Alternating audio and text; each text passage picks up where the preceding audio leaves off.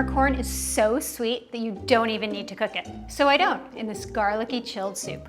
Of course, the first thing we need to do is cut the corn kernels off the cob. There are several ways you can do this. Some of them are good, some of them are less good, some of them make a mess. So this is the way that I first learned how to take the kernels off. You just hold the cob upright and then you run your knife down the side, right?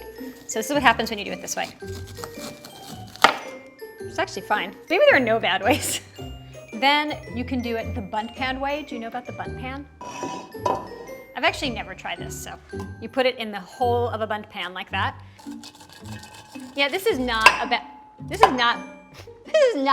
method, but it's a little bit noisy. And now I'm going to show you my favorite way to do it.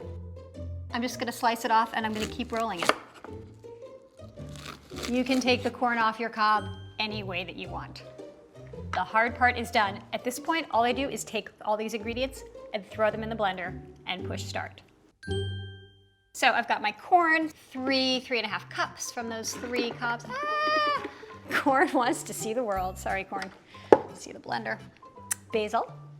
The beauty of this is you actually don't have to chop anything. Well, actually that's not true. You kind of have to roughly chop the garlic because if you leave the garlic whole, some bits of it may not get totally pulverized and then you're gonna crunch into a big piece of garlic. You can use some onion or scallion.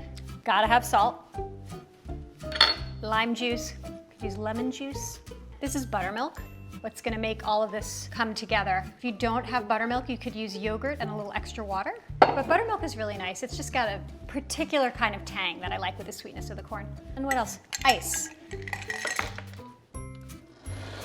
It's basically, up until this point, just like making a smoothie. Everything goes in the blender and you blend it until it's perfectly smooth. I don't want any little green dots of basil. You just keep going until there are no more green dots.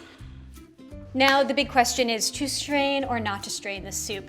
Corn kernels can be tough on the outside. They can have that kind of tough skin.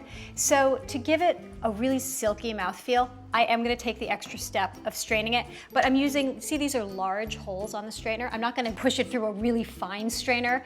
So it's gonna have some texture, but it's not gonna have too much of that stuff that gets stuck in your teeth.